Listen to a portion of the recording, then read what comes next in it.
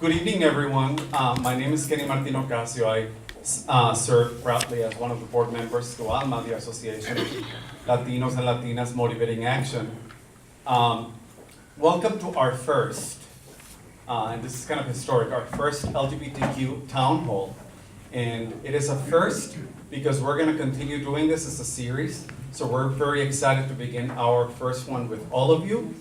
And I want to acknowledge, first of all, our co-sponsor, Equality Illinois, and our member folks from Equality Illinois here, as well as, thank you, yes. Yes. I also want to acknowledge my fellow board members, Luis and Rodrigo, Dulce, and David and Mary. This event took a lot of work, believe it or not. It seems very seamless and very nice, but it took a lot of work, and I couldn't have done it without the assistance of Ana Mari Torres and Torres Consulting. And of course, we want to thank our wonderful elected officials for agreeing to be a part of this conversation today. Again, a part of this historic conversation. Senator Iris Martinez, Illinois State Senator Omar Aquino, and Representative Will Guizardi.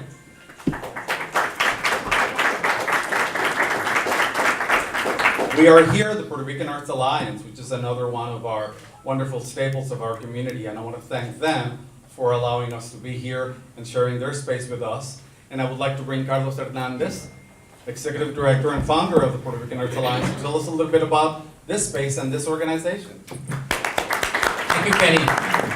Bienvenido. A mí me dijeron que lo que tenía que hablar en español aquí esta tarde, ¿no? Translator, everybody know the translation? Don't worry, he can. No. He does a good Sorry. job. He's good. He's good. Sorry. Well, bienvenido. Welcome to the Puerto Rican Arts Alliance. My name is Carlos Hernandez. I'm the founder and executive director of this organization. Very briefly, the organization is really about music education and visual arts education for children and youth. Around that, we do a lot of other things. We host exhibitions, we produce exhibitions ourselves, we do events here, a number of cultural arts events. We have something called the Archivo Project. We run a music educational program across the street at US Bank where we're impacting nearly 15,000 children and youth throughout the year. So we've been around for 20 years and we are celebrating our 20 years, and I wanted to just point out that on your way out, there is a brochure just indicating the number of programs that we have going on throughout the year. We decided not to have a big gala, but rather just look at some of the events that we do throughout the year and make them a little bit more robust, and introducing some new events as well. The first one that we did was the Felicia Rincon de Gautier Distinguished Women's Award event at the Chicago Cultural Center, and I'm pleased to say that last week we drew over 250 people from throughout the city, and awarding one of your very own here, that's been involved and an activist, and actually she got the Activist Award, Hilda Frantani. She got the award, so congratulations. And we're also going to be doing an exhibition around our El Archivo project called La Primera Parada, and that was Jorge Felix. He came up with that so that we could talk about a little about the struggles that the LGBT community had in marching in the first Puerto Rican parade. Right, Jorge? Did I say that right? Correct. Good. That's right. And lastly, I just want to thank you for being here, and also thanking our distinguished elected officials who have been very instrumental in helping this organization with support, particularly Iris Martinez. Iris is responsible for putting us in this building and really supporting the Capitol campaign, so thank you. And we're hoping that that support continues in the future, right? In the near future, as we get into this new election. Thank you very much. Muchas gracias. Thank you, Carlos. So let me tell you a little bit about ALMA before I proceed with the program. So we have been around for almost 30 years. We're actually celebrating, right? Some of us were not even around when ALMA was conceived. Some of us were. You were. Thank you, Senator, for reminding me. Yes, I was. And listen, it's been 29 years of great work fighting for the visibility and the rights and the relevance of the Latinx LGBTQ community throughout the state. And it's a work that continues to permeate throughout. You have a lot of information around the different things that we're doing. This particular event speaks to our advocacy pillar, and it talks about all of the work that we're doing to help shape, to help write, to help formulate, to help strategize policies, and really the way in which our community is treated, not only at the city level, but at the state, and how our rights can continue to be affirmed. So I want to thank all of you for continuing to support our work. I would like to also remind everyone that all of you were given cards, index cards. Make sure that you fill them out. At some point I will be collecting them and we'll be asking those questions. We want to make sure that your voices are heard, but we can't hear all of you at once, so we want to make sure that we're sifting through those cards to make sure that we're collecting questions that are relevant to what we're talking about tonight, and that those questions get asked as well. And we are being taped tonight by Chicago Access Network Channel 27. And thank you so much. So make sure that you are polite and smile. How am I looking good? We would like to share with you a little bit of information about our elected officials. And for that, I would like to bring Dulce and Rodrigo, who are going to tell you a little bit about the wonderful work that these elected officials have done for us thus far. Thanks.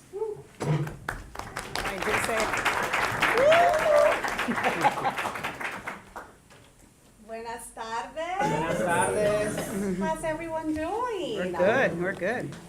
So we have such an honor to be able to introduce. I'm going to start with State Senator Edith Martinez. Hello, bienvenida. 20th District, as mentioned earlier, which means communities of Albany Park, Avondale, Belmont Cragen, Hermosa, Humboldt Park, Logan Square, and Portage Park. Some of the supportive legislation around LGBT. Senator Martinez, so first of all, Senator Martinez took office in January of 2003. Also voted for the anti-discrimination protections in 2005, civil unions in 2010, marriage equality in 2013. I've been Stronger anti-bullying protections in 2014. Conversion therapy ban in 2015. Panic defense and modernization in 2017. And supports the inclusion curriculum bill in 2018. How was that? Thank you. I love it. This is why we're here. We got to continue the work. Thank you so much for all of the work and everything you've supported. Thank you. Senator Omar Aquino from 2nd District. Thank you so much. So I get to also, I've gotten to learn a little bit more about you. Thank you. Representing Bucktown, East Village, Noble Square, Ukrainian Village, West Town, Wicker Park, Humboldt Park, and Hermosa. Welcome. The LGBT supportive legislation. Senator Aquino took office in July of 2016. Voted for panic defense ban and birth certificate modernization in 2017. Sponsored the law to update and strengthen hate crime laws for the information age and supports and co-sponsors the inclusive curriculum bill in 2018. Yeah. Thank you. So I get the pleasure of introducing Representative Will Guzzardi, and per his request, he wants me to do it in Spanish, right? Please, por favor. Stop it. Representative Guzzardi, the same year he took office in 2015, voted for the ban on conversion therapy, panic defense ban, and birth certificate modernization in 2017. Supports and co-sponsored the inclusive curriculum bill in 2018, and is the chief sponsor of bill regarding designation of gender identity in funeral and burial instructions in 2015. Good, awesome. Thank you so much. Thank you, Dulce and Rodrigo. So, I think it's important, I'm going to sit down, so I'm going to be here a while. So I think it's important for us to take stock and to really be aware of the history of legislation of our elected officials, because I think a lot of us don't know that.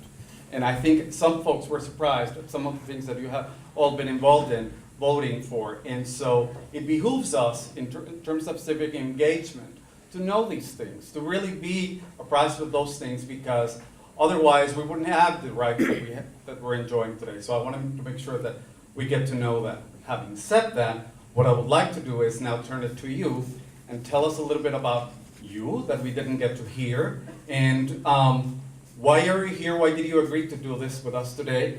And so let's begin with Illinois State Senator Iris Martinez. Well, thank you very much. First and foremost, I think my voice carries Right. pretty much. I think it's Oh, for the, okay, then I have to those be. watching on I have to TV. speak very, very, I got a big voice. Well, anyhow, first and foremost, thank you, everyone. Thank you for the invitation. Welcome to my district. My office is just around the corner. So I'm glad that it's here. I walked over. I walked over. Then I brought my car over. But it's been a very interesting years in Springfield, especially when it comes to the legislation for LGBTQ and all the areas that we need to improve when it comes to the quality of life of people in the community. I have family members in my family that are gay, and so I have a very full understanding about the issues and the things that they have faced in the years, trying to come out and trying to be accepted by everyone. So to me, it's very important that we put legislation that we treat everyone equally, the same way everyone needs to be treated and respected. Every human being has that right. So for me, this is a very important part of my work in Springfield. I'm glad to be here because I think it's important that we have this conversation. We in Springfield, it's not like we wake up, we dream about our bills in the morning, wake up with a new bill. We usually, that's what we encourage our constituents to come and see us and tell us what's going on, what is affecting you, what is affecting your quality of life, what is affecting your neighborhood. And so I think that's where sometimes we come up with some of these bills that really do amend old laws, antiquated laws that are in the books right now that we need to change based on what's happening today, what's current today. And when you mentioned the fact that back in the very first parade of the Puerto Rican parade, the fact that there was actually that issue going on, and here we are, we're going to finally talk about it and see how we can continue to improve every single day, that quality of life and that understanding, because our community, our culture is it's a tough culture, very machistas in many different aspects, and that's a big issue that we all face in our families right now, especially for our men and women who are trying to come out, and actually say who they are and why they are and how accepting we have to be. And it's very hard for some families to understand, even in today's times, there's still young children being thrown out on the streets, because they have identified themselves as someone that is gay, and for Latino parents, that is not the most, I don't know, I'm gonna say that we don't ever want that for our kids, because that's not the way it is. I don't think many of us that grew up in families where we have strong fathers, and that machoism, you'd be surprised, where we get our strength and how were able to deal with it back then. And today we are, happy to be in Springfield legislating laws, not only in the state level, but also trying to make sure that we get this on a federal level, because in reality, we need to make sure that those laws are the law of the land of the United States of America. It's about the federal government making sure that they are taking care of every citizen, regardless of their status, regardless of their gender, regardless of their sexual affiliation. So you know what? I'm happy to be here because I think this conversation, and I have many constituents that come to me and talk about that. One of the population that I've been really working with is the transgender and how they feel left out. How they feel left out. And I've been having this conversation and asking them, why aren't you involved in making sure that these issues are brought up, and how can you be part of a population, as opposed to feeling like an outsider?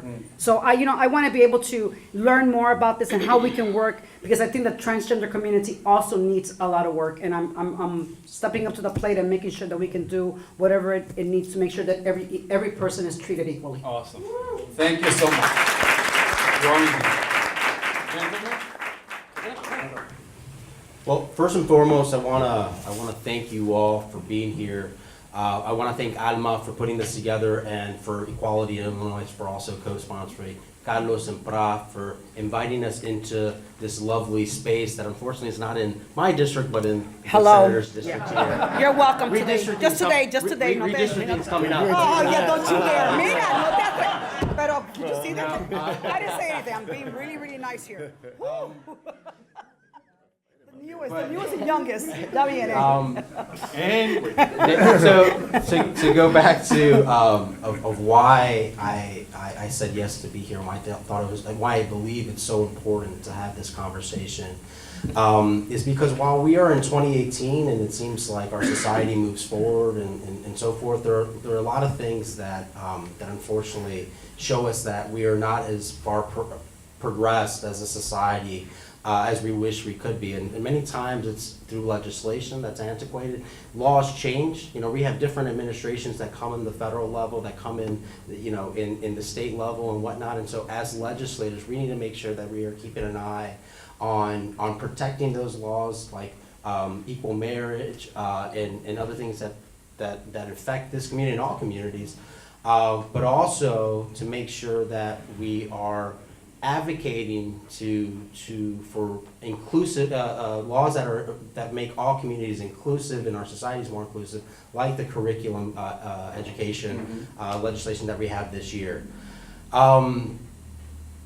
I was so glad to be invited to be a part of this because although I don't identify as LGBT, I do identify as being a part of this community as an ally. I have family that identify as being part of this community. I have friends and neighbors, several that I see here, constituents, actually a staff member that was openly LGBT on my campaigns.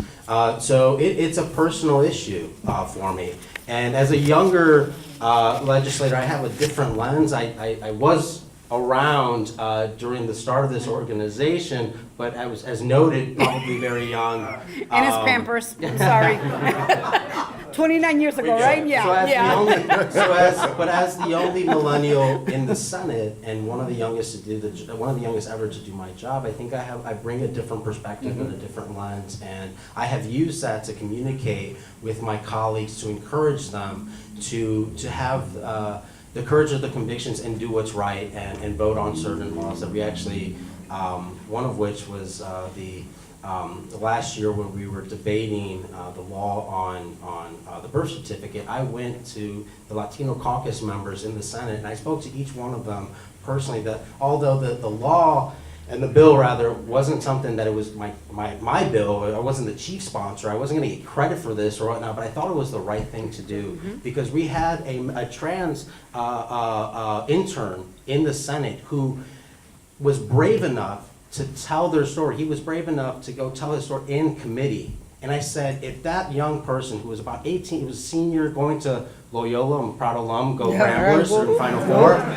But if Grayson Alexander, who Mike and Equality and Illinois back there know very well, the passionate story that he shared in that committee, if that gentleman was brave enough to do that, I think it was a simple thing to just make sure that that my colleagues were taking the right vote and pressing green on that.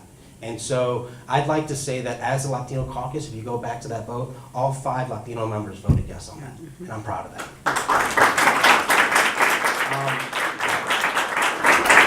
But to complete my statement, to come full circle, as I said, that although we are in 2018 and we think that sometimes our society moves ahead, unfortunately, there are things that we still have to combat. There is currently, right now, an attorney general candidate on the Republican side who has said that it would be better for a foster child to go to a child abuser rather than rather to an LGBT, a gay or lesbian couple. That is beyond ridiculous. It is insulting.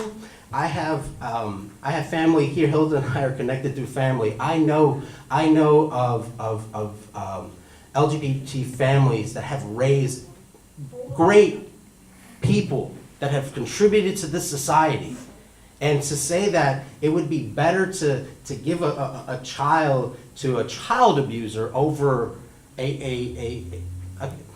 someone because of their sexual orientation, a couple that's just, it's beyond. And that person is on the ballot in November. For Attorney General. In Illinois. In Illinois. For In Attorney Illinois. General. I For think we Attorney take that for granted. So, Yeah. this is a larger discussion in terms of the next steps, that's later on, I don't wanna get too far ahead. And I don't wanna make this political, but it is though, you know, we need these are the people that want to dare say that they represent us in our communities, and they don't represent a damn thing. And then lastly, the other reason that I'm here is that June 9th, June 12, 2016, we all know what happened at Pulse nightclub, where because of a hateful, someone that wanted to do damage to the LGBT community, to the Latino community, to the Puerto Rican community, went inside a nightclub and killed innocent people. Since that point, unfortunately, because of what happened in Las Vegas, there's been another incident that was a larger massacre. But up until 9/11, to that point, it was the largest massacre since 9/11. And that happened to our community. And so these are realities that you all, and absolutely, just going to one more thing is that the senator is absolutely true about the transgender community right now. Thank you. When we talk about equality, we also have to talk about equity, though. You know, we have to look at housing and job opportunities and all these things with a different lens. It's not just the LGBT community, but we have to look, because the Latino community within LGBT and the Black community and white and so forth, because of cultural differences around that, have a different experience. Right. And if we are not open to that perspective, then it's going to be a detriment to the decisions that we make, to making sure that the funding and resources are adequate and equitably distributed. So I don't want to take up too much time, but that's the reason that I'm here. And I'm also here, lastly, to say out loud and proud that I'm an ally of you all, and I want to work together for years to come. All right? Thank you so much. We're happy to have you. Representative? Buenas tardes. You're gonna do it in Spanish, aren't you? Yeah. Oh my God! You guys are out here making fun of me, teasing me. Leave my state Little rep did we alone. know he was learning it all along. Quisiera hablar con ustedes sobre qué significa ser aliado. Okay? Oh, he does speak Spanish. Okay, that's it. I'm done. I got the reaction I wanted now. You just learned the word. Seriously, I just memorized that sentence all night. No. Seriously, I think it's really important to talk about this, because Omar said this, Senator Aquino said this word, ally. And I think it's important to talk about what allyship means, what being a good ally means, right? Because I do my best to be a good ally to the Latino community. My district is a majority Latino district. And also an ally to the LGBTQ community. And to me, I think allyship starts from a posture of listening, right? I think it's certainly the case that too often in history and in the present, white men come into situations and have ideas about what's good for other communities, right? And decide that we're gonna make up our minds about what these different communities need. And so I think that starting from a position of listening and rather than trying to lead on one's own is an important sort of constituent element of what allyship means. And I want to talk briefly about the bill, actually the first bill I ever passed in the House, which was mentioned by Rodrigo, who introduced me, about disposition of funeral remains. So this bill came to me, it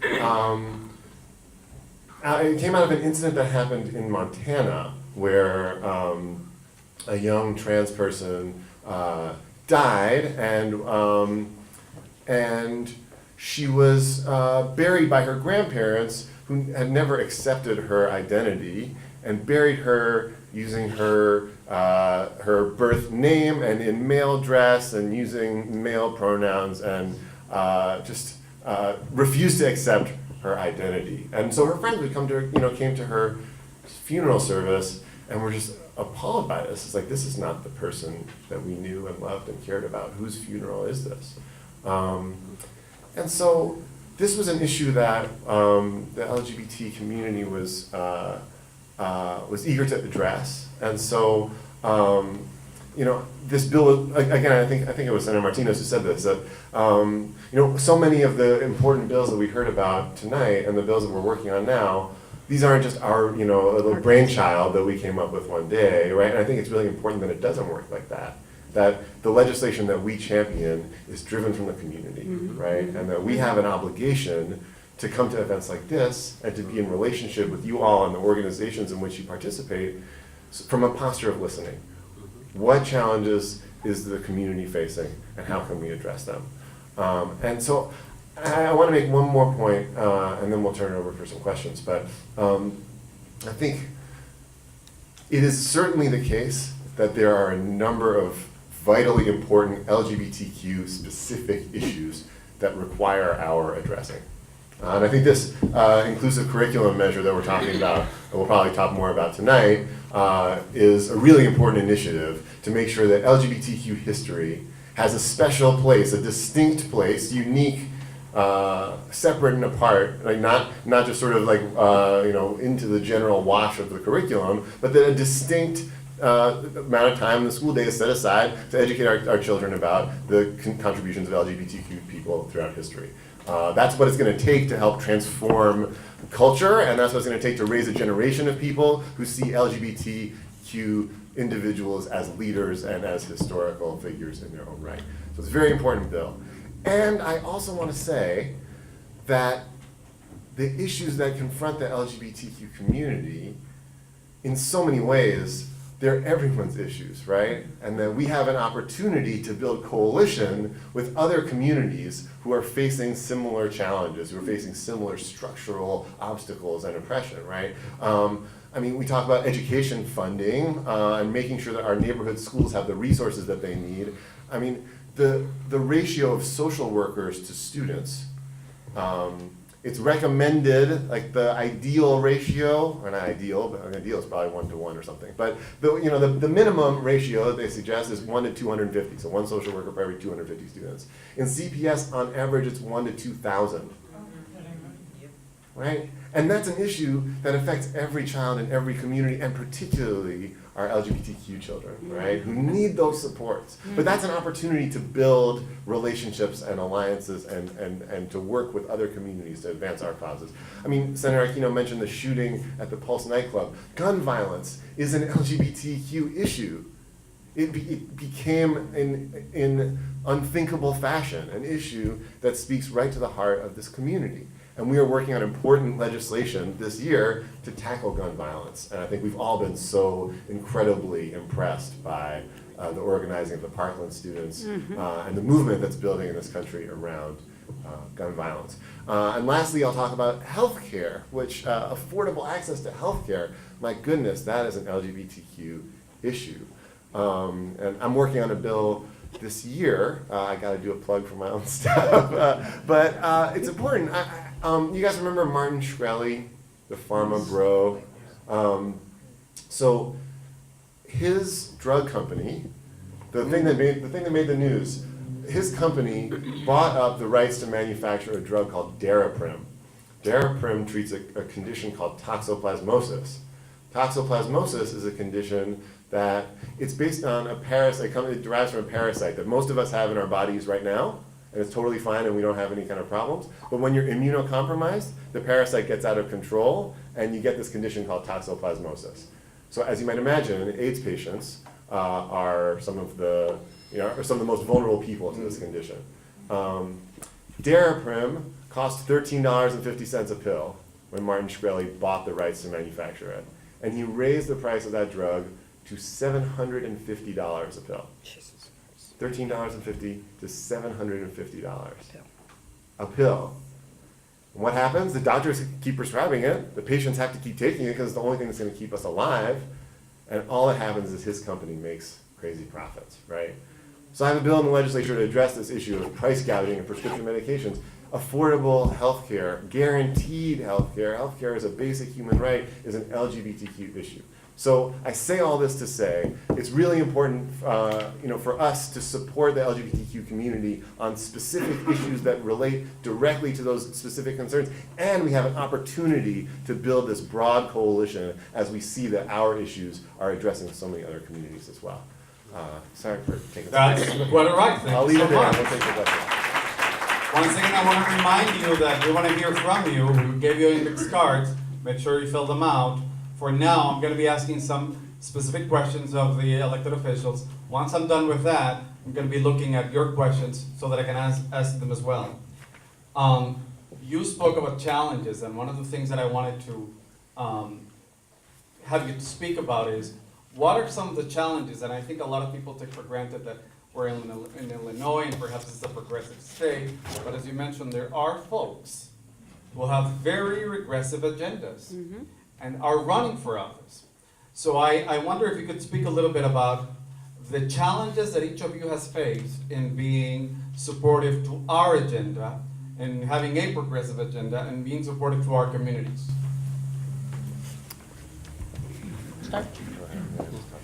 Let me start by saying that one of the, as a legislator who is very supportive, you get a lot of pushback from the evangelical community, and I've had my fair share of really the treatment and the fact that they would come in, and I think when marriage equality was up, when we had that bill up, I had a group of pastors from the neighborhood all come together and go visit me in Springfield, and they were, these are the evangelicals that are people of God, people that are supposed to treat you with respect, but because of the fact that I didn't see their point, they made threats against me in a way that was almost like, you're not here for your family or for your friends. You're about the state. You're about Illinois, and you have to respect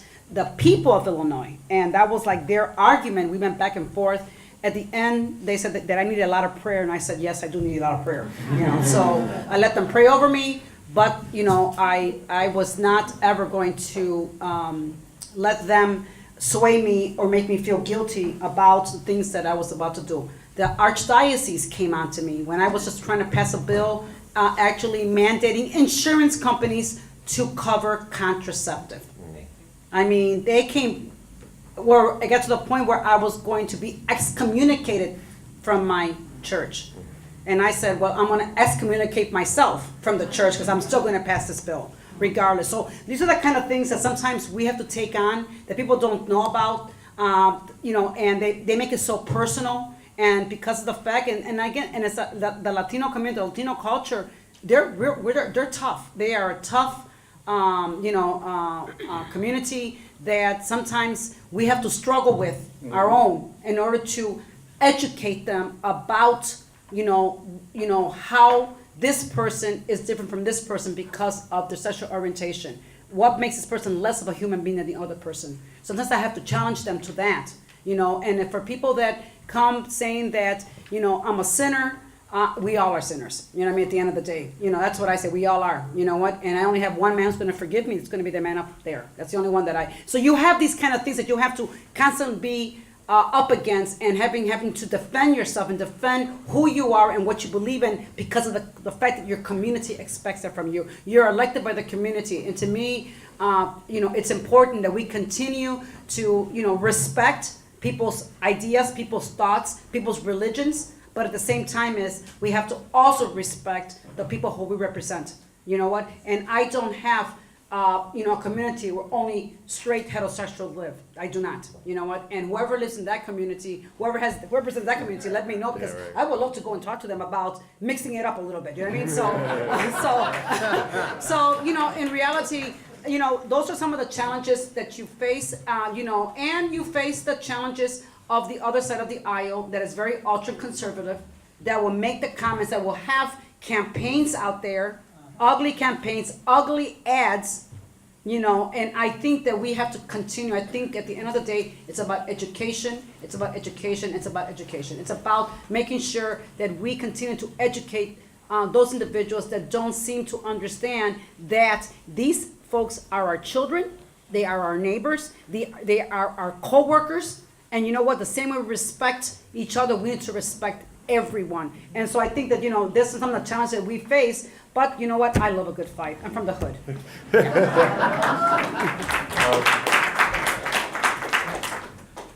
From my perspective, so I got elected in 2015, and to me, the biggest challenge in advocating for this community, it's 2 words, it's Bruce Rauner, right? That's it. I got elected the same time this guy got elected. And what's so fascinating about Bruce Rauner is that he has this like sleight of hand thing where he tries to tell you, I don't have a social agenda, I'm here about the state budget and the economy and this and that, right? I don't have a social agenda. And then you look at the budget that he proposes, and it's like, here's your social agenda, friend.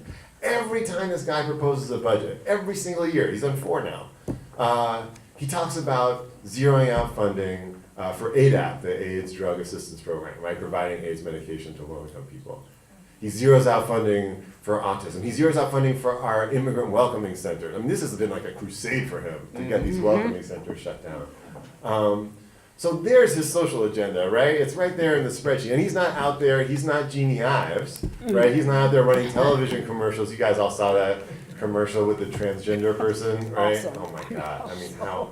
Right, it's like, so on the one hand, you look at him, you're like, oh, maybe he's not so bad. But then he has, he shows his true colors in the priorities that he sets for how we're gonna spend our state's money.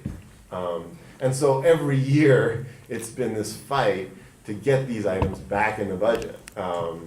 And it would be great if instead of having to have that fight, we could be talking about how can we expand funding for these, because all we're fighting for is to get it back to level funding, to get it back to exactly what it was the year before.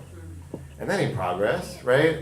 I would love to be having a conversation with the governor's budget team next year, with, knock on wood, a new governor's budget team next year, and saying, how can we expand our investments to provide supports for the communities that need them, right? Rather than just how can we defend against you trying to cut them. So that's what's been. Thank you. Yeah, my answer is a little similar to the representatives because I got in July of 2016, so I haven't been around too long and by the time I got there, we had, senators like Senator Martinez, who I stand on the shoulder of giants, and she's one of those giants, right, that has already passed many of those landmark legislation in this state.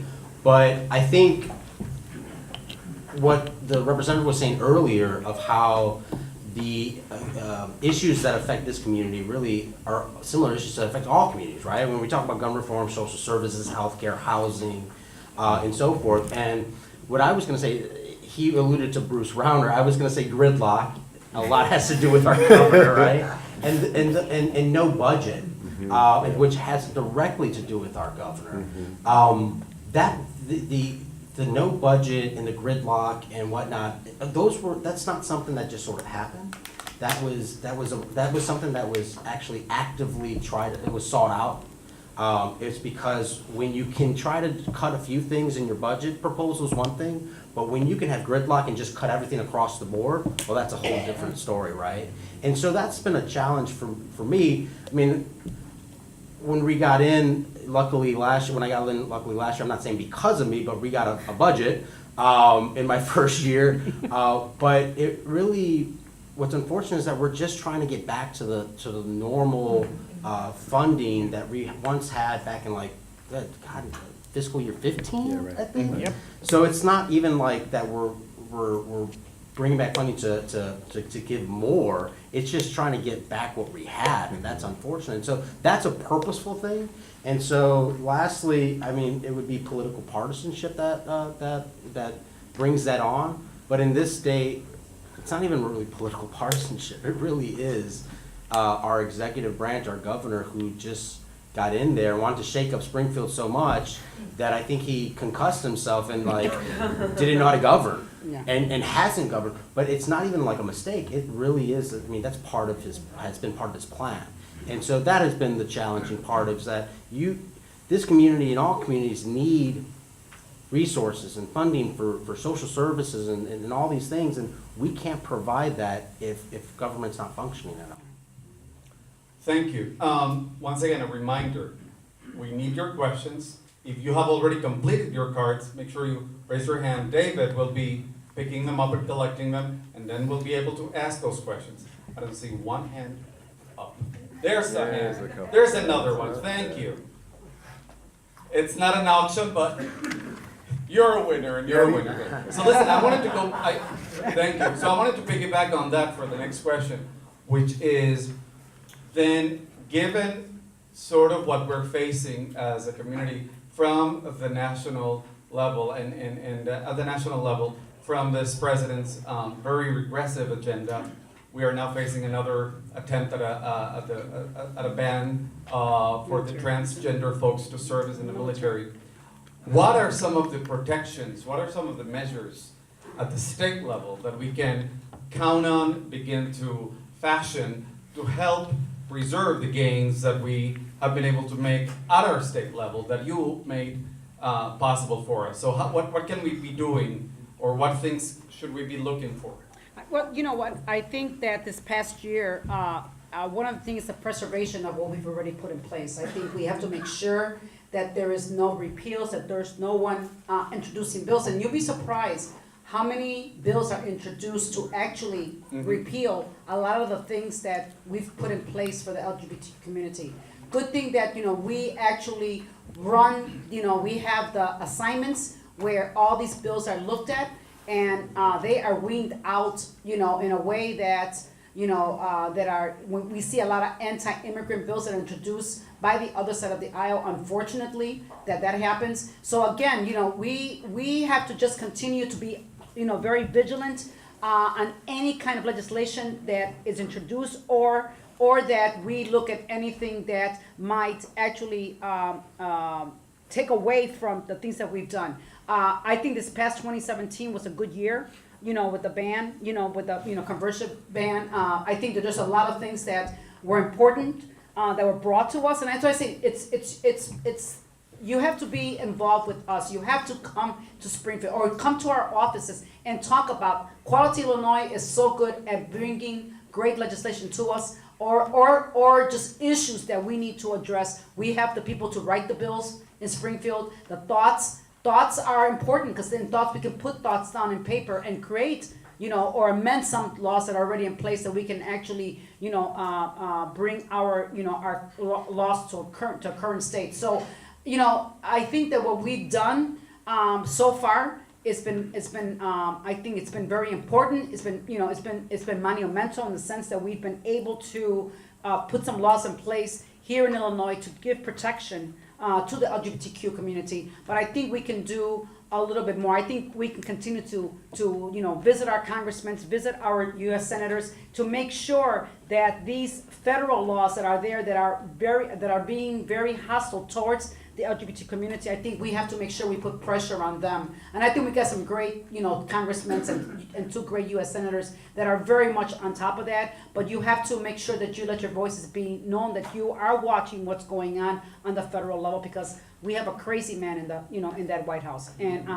every time he either, takes his fingers to the tweets or he's making a comment, I'm always afraid of what's going to come out and who he's going to harm this time. So I think we're doing good. I think we can do a lot better by having these conversations. The idea of having these town hall meetings are very important. The fact that right now we have some questions coming up, we need to hear from you. I mean, that's why it's important that you meet with your legislators and talk about things that are going on around you. But more important, I just think that we have to continue this fight. Right now, the curriculum bill is an important bill. We've got to get that bill passed. I think that's on top of our agenda for this coming year. But I think that there's a lot more that we can do. I think that we have to talk about resources, monetary resources that are needed for programming, to deal with the homelessness, of our young gay men and women that are out there. We got to talk about the illnesses that are affecting, healthcare. We got to keep talking about them, finding ways that we can continue to make sure that there's money going to these programs, and that we're doing what we need to do to keep, our community vibrant, but more importantly, keep our community healthy. Thank you. Gentlemen? So I just want to start off by saying that elections have consequences. And with the election results of November 2016, which was a pretty disappointing evening on that Tuesday, what the consequences are is, yes, you have a crazy man that likes to tweet a lot in the White House, but it changes the administration. That changes a lot of the rules that are happening at all departments federally. The fact that Congress is a lot more conservative is also concerning. But one of the areas that where I think a lot of our community and that don't get engaged in politically and that don't take into account is that elections have consequences with our judicial branch. So right now, that person in the White House, the scariest part for me is that he gets to appoint someone to the Supreme Court. He gets to have judicial appointments at the federal bench, not even to the Supreme Court. So laws, like I said earlier, it's a fluid thing. They can change, and it can be changed legislatively, but it also who we send to interpret those laws on the bench in the judicial side is so very important. Mm-hmm. And for some of those appointments, they're lifetime appointments. Yes. Lifetime appointments. So while we vote someone in and out, maybe every 4 years, every 2 years, and either we feel engaged or disengaged, realize that that choice that we make as voters to go or not go can have a lifetime effect. Not just for 2 years or 4 years, a lifetime effect. And that's something that I wish I would say, so my challenge is that this organization and others make sure that we're working to not applaud or be disappointed at 30% of the people that are registered to vote that come out to vote on an election in a primary or whatever. Every single election is important.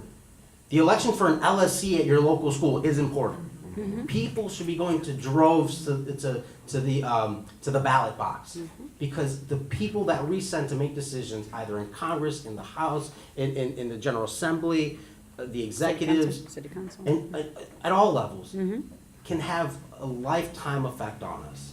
And then, just really quickly, lastly, communication, advocacy, engagement, and accountability. We have to have all that. You all sent us to do some work. You have to hold us accountable. Mm-hmm. If you can, come to Springfield, reach out to us. But having us come here, this is great. I was so excited when I got this invitation. Really excited, because I thought this was a great opportunity to sit with some colleagues that I absolutely love and admire and the work that they have been doing. But to also sit with, you all are, I recognize many of you, you all are leaders in our community. Mm-hmm. And so having an ability to pick your brains and you all pick ours, that's great. We need to replicate this. Let's take this show on the road, And if you go to certain areas and you have difficulty getting some legislators to agree to this thing, I'll travel with you. That's right. I'll go there. I'll go to the south side. I'll go to the west side. I'll go throughout Illinois if you want me to. We all heard that. Absolutely, right? no. Please do, because even if those representatives, for whatever reason, don't have the courage to come out, or whatever reasons they have, at least I can show that the communities, the LGBTQ communities in the south side, west side, wherever it is in Illinois, they have an ally in the Senate. Mm-hmm. And that's me, and that's in the General Assembly, and that's us. Mm-hmm. So I'm willing to go on the road if you all are. Hopefully we'll get some people to accept your invitations, and we'll work on that as well to encourage others to participate. But this is a great step, and I hope that certainly this is the first one. I'm glad to be a part of it. I hope it's not the last. So thank you. Thank you. Not a lot to add to those excellent remarks from my colleagues in the upper chamber, but one Remember that. Well, I have to. Y'all make a point of reminding me. But there's one soapbox I gotta get on. So the question was about how do we defend against what's happening at the federal level, right? And states have a really important role as a sort of bulwark against the worst of what the federal government is trying to do. But so many of these challenges facing our communities require investment. Whether we talk about providing affordable healthcare, quality education, or good housing, this stuff doesn't just materialize out of thin air. It requires the government to invest in our communities. And right now, the current fiscal situation in the state of Illinois, I'm on the House Democratic Budget Working Group, and we just went through the current state of things for next fiscal year. And it's very bleak, because we are still paying off the debt and the obligations that we accrued for the last 3 years of having no budget. That's right, that's right. So we're not even back to the 2015 baseline of where we were, right? And that wasn't an adequate fiscal situation for so many of our priorities. And we're trying to increase funding to public education, right? So the trouble is, in the current environment, our communities, instead of being allied for those causes that we all share, we're pitted one against the other, right? Because we live in this austerity mindset where there's not enough to go around. Government doesn't have enough money. Sorry, is it gonna be you or you or you who gets the money? Well, you guys fight amongst yourselves. That divide and conquer mentality that comes from that austerity worldview is so incredibly destructive to all of the causes that we believe in. So the answer, in my view, is realizing that actually we live not in a broke state, but in an extremely wealthy state. Illinois is one of the most prosperous states in America. Illinois, if it were a country, would be one of the most prosperous nations on earth. We'd have a higher GDP than Argentina or Saudi Arabia. This is an extremely wealthy place we live in, right?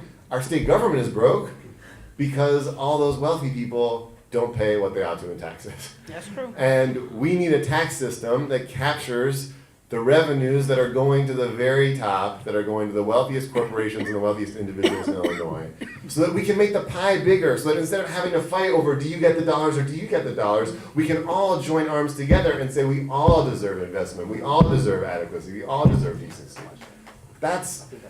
So, I mean, it's not like an immediate prescription, I know, but I think as we think about how does the state of Illinois fight back, how do we as Illinois protect the rights of those communities that deserve them, I think it has to start with being able to invest in our priorities, and it has to start with progressive revenue.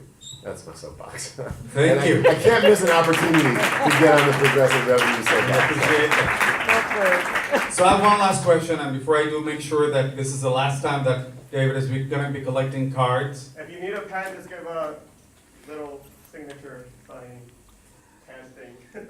So actually, the last question dabbles a little bit on what you already spoke about. And Senator, you mentioned the words communication and advocacy and accountability.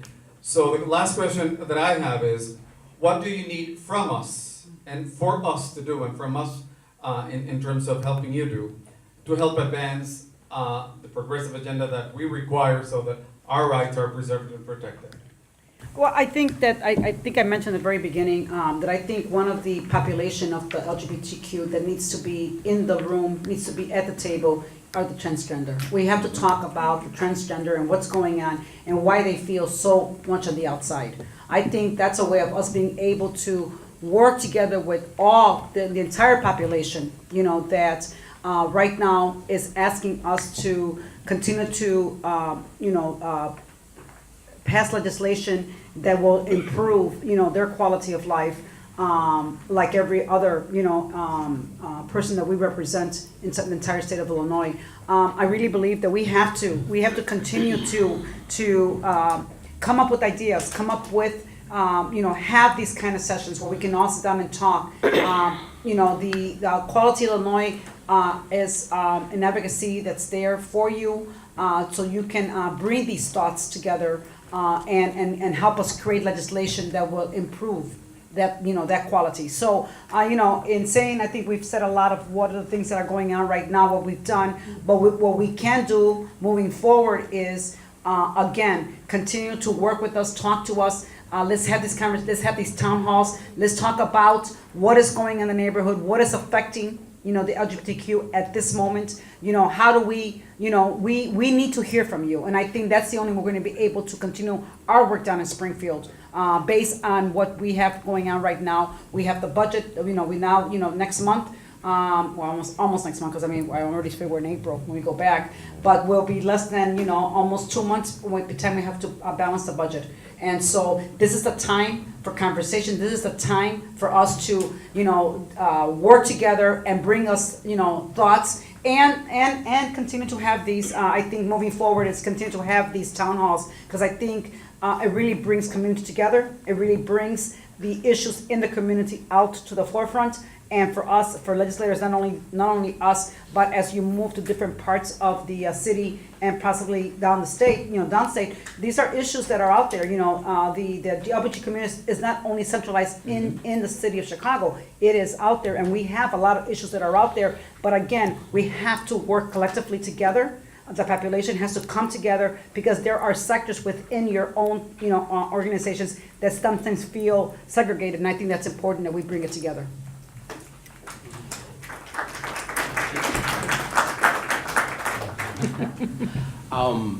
I would just simply say there are you all have great advocates that go down to Springfield, which is quality. Illinois. ADMA's a great organization, but I like to tell people that the best advocate can be you as an individual. That's right.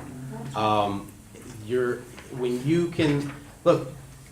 I know for a fact that my colleagues here to my left and myself, like if you reach out to our office and you ask for a meeting, as an individual, as an organization or whatnot, pretty seldomly are you going to get a no. I think if ever. We will meet with you.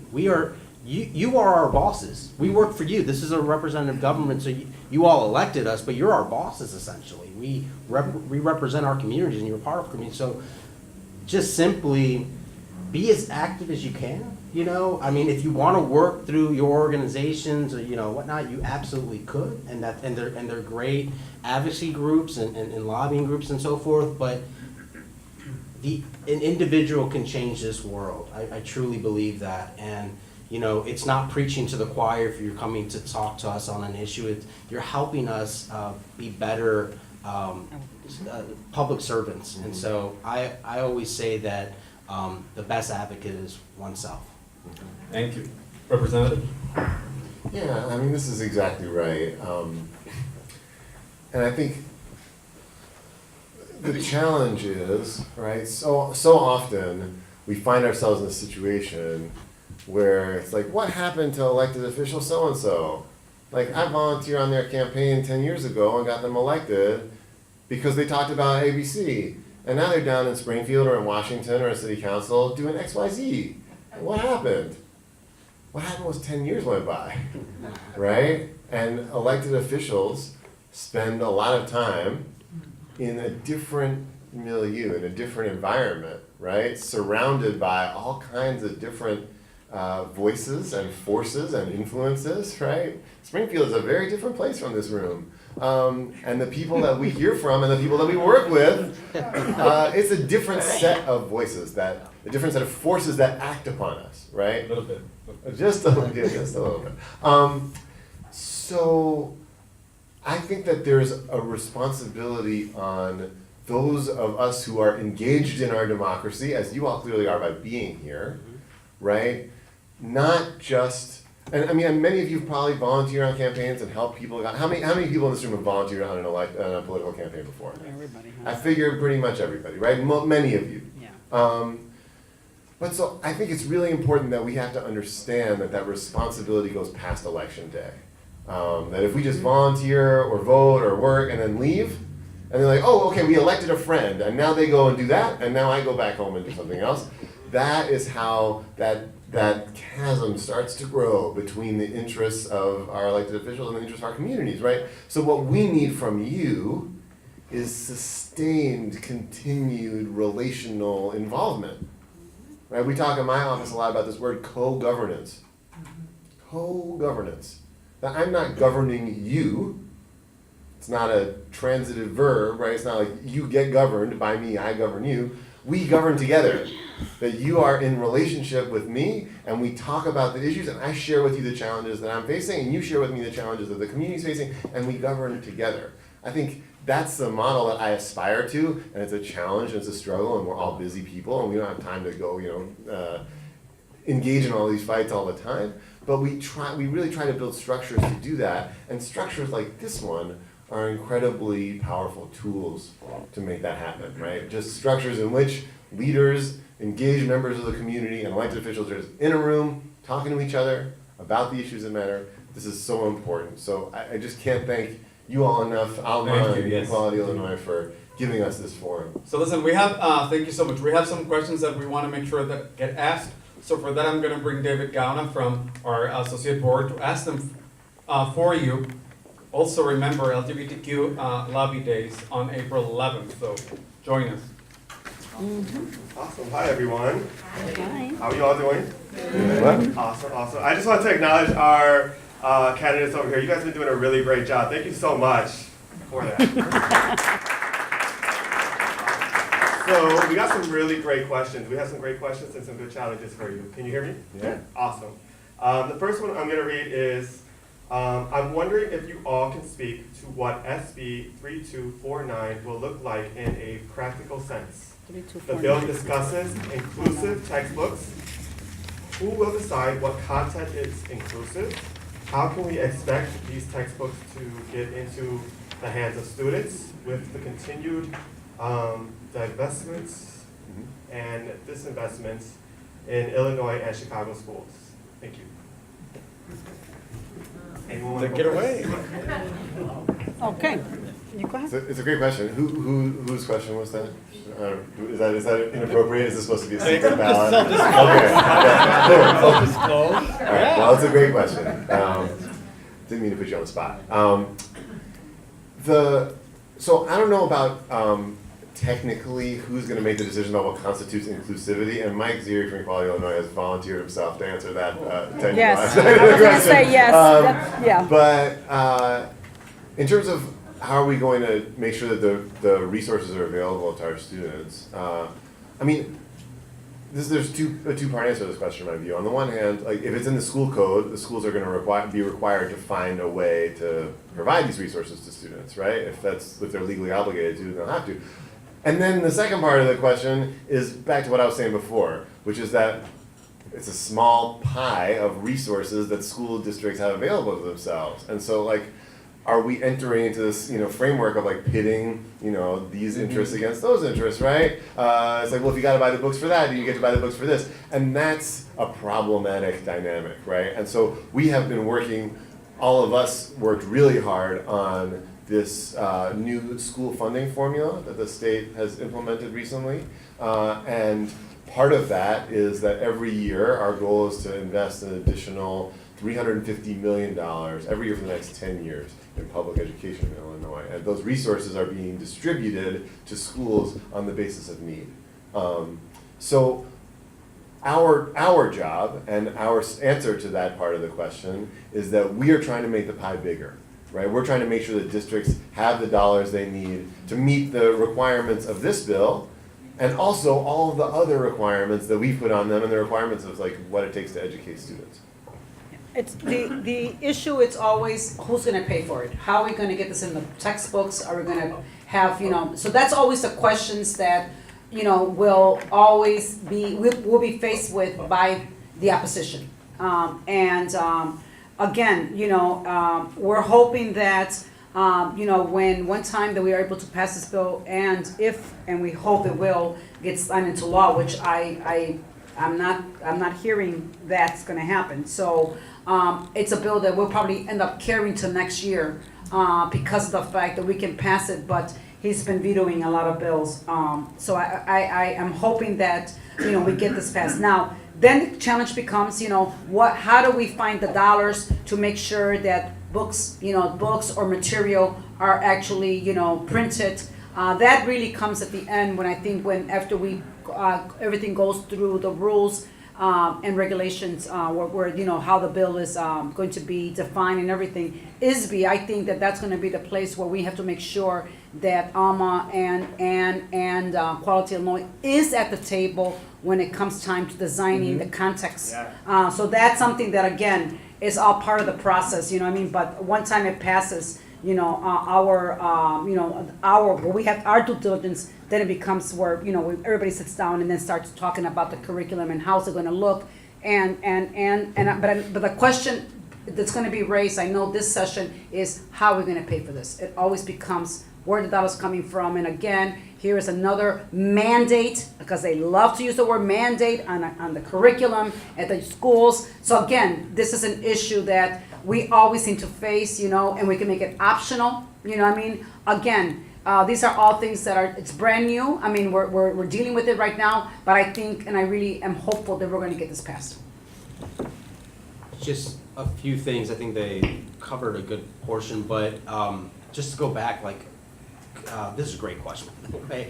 And I think this is a great question for the gubernatorial candidates, right? Number one, the governor in place, will you sign this if it were to be passed this session? Yes. And so we talked about money, I mean, because that is, like, if I propose something and it was gonna add 10 cents to our budget, but it can save $10, you know, next year, the other side is like, no, we can't afford it. That's preposterous, it's crazy. So it's priorities, right? And so is the next administration, it's hopefully a different one, Yeah. if the next administration gonna have this as a priority? Because the next administration is gonna dictate who is working in ISB, who, you know, the state school board and whatnot. And so although you put it as a school code and mandate, outside of the city of Chicago, all school districts are elected, so Yeah. you're gonna have to have an administration in this state that's gonna have to put it as a priority, even if we get it passed and signed into law. Awesome, thank you. Well, thank you for bringing up about the governor. My next question is focused on, once we have a new governor, how can we make sure that more resources are being allocated to support the LGBTQ Latino community? Can I just wanna. You're on a roll, go ahead. No, I just Go ahead, want Ro, to be very careful here. It is not a guarantee that we're going to have a new governor. Too many people we saw it in 2016, there's no way that this person that says all this stuff would be president. And I get it, electoral college is very different from a popular vote. But this election is going to be unprecedented in the amount of money that is going to be spent on this. And I'll tell you right now that you should expect that neither one are really going to talk about their plans. You can go on their website and maybe they'll have, you know, a description of what they want to do. It is going to be about why that other guy shouldn't be your next governor. And it's going to get nasty. As probably one of the nastiest elections that we've already seen it on the Republican side with your colleague Jeannie Ives. I'm not going to take credit for saying it. I mean, it's already gotten nasty, and it's going to get worse because they have almost an unlimited amount of money, both individually and through association to get into their political accounts. So what that's going to do is that's going to suppress the vote. You're going to have a lot of people that by November are going to be so sick and tired of it that they're not going to really care. And so I just want to forewarn and caution, let's not claim victory before the election. We need to make sure that we have people engaged, and if they are upset, that they're so upset that they go to the ballot box. And we've made it so easy in the state of Illinois that you can even vote from home. You know, you can get a ballot in the mail, it's private, you get it to the postal worker, and they can send. So I'm not answering the question per se, but I'm just saying, like, let's not claim victory because we had a recent election that showed just because we assume things will happen, it's not this, you know, elections are real and they have consequences. But I do believe that this is the opportunity to meet with the nominee. I think it's important that you put your agenda on the table with the nominee. I think we have to hold, you know, whether he wins or loses, I think it's important because I really believe that, we want to see that change. I think Illinois is waiting for that change up there, so I think we're going to have it. But I think it's important right now that there is meetings with the nominee to make sure that he understands, where the LGBT community is at, what are your priorities, and what should be his priorities once he becomes governor. So I think it's very important that you don't forget that in the process right now. It's the time to meet and put the agenda on the table. I don't need to speak to everything. Awesome. Yeah, do we have time for one more? Sure. Awesome. Cool. The next one is to all of the panelists. What will happen in your districts after tonight to continue this dialogue and engage in the LGBTQ community and ally voters in your district? Would you initiate any sort of outreach or task force? Also, how can you continue to support in these endeavors? Since this is my district, I'm gonna go. I have to. Oh, I'm sorry. This is my hood, okay? It's our district. All right, see, these guys are territorials. You see how territorial men are? You know what I'm saying right away? The man and woman says, well, we're in charge here. Okay, so, I really, first and foremost, thank you. Thank you for the invitation. Thank you. This has been a fabulous, really informative meeting to hear and talk to, of what we're doing, what we can continue to do. I'm hoping that as we move forward from this point on, that we have these town hall meetings much more regularly. I think it's important that right now, you guys are coming down for lobby day. This is the time for us to propose anything that needs to be proposed, because like I said, the meetings are going on now with the budget. It's important that, you're at the table with us, that, between now and May 31st, that we're continuing conversation as a follow-up to this, find out, we're gonna hear the budget numbers, what's being cut, because we always say that every budget, there's always cuts. And so again, stay engaged from this point forward, because I think the summers we can start doing other things, but I think right now the most important is engage with us in Springfield, because we are at that point where the budget will be passed, at May 31st. So I think it's important that as a follow-up to this is your lobby day and pushing the bill. This bill is going to be very important for us to get the support out there from the communities and and from everyone out there, so we can really have this bill passed and then put pressure on the governor to get it signed. So that's I would say that's what I would propose from this moving forward. But I think town hall meetings are going to be important, that you continue that. And I think one thing that I want to also suggest is go into those conservative areas. Go into those conservative and have those meetings in this conservative, have them sit there and have them understand what the LGBT community is all about and the contributions that you make, and so I think it's important that you're preaching to the choir here. We're in support 100%. You have to go after the people that are not supportive. Right. That's what you have to go after. Right. Thanks. Thank you. Anyone else want to add something? Well, I've committed already to say that if you all are willing to take this show on the road, I'm willing to go with There it. you go. There you go. But I would say, in the district, I will always have a lens for this community and to make sure that not only that we are always striving for social justice and equality, but with having a mind with equity as well. That there's the LGBTQ community as a whole, but there's also that of the lens that you have to understand that culturally, Latinos go through maybe a different sort of set of circumstances, African American communities and so forth, and so to always sort of have that perspective. So because when we are debating budgets, and I'm actually on the two Senate Appropriations Committee, I asked to be on those, because when the dollars are being moved, I want to make sure that my community has a say and a demand of the things that we should certainly be getting.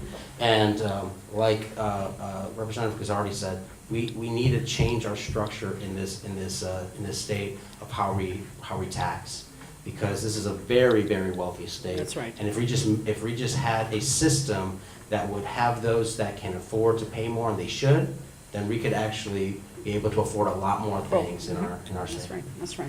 Thank you. So I would like to bring Alma board members Mary and Orlando for some closing remarks.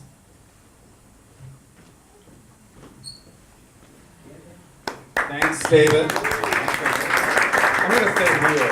This is something. We're comfortable, yeah. Kenny's comfy, he's been running the show. So,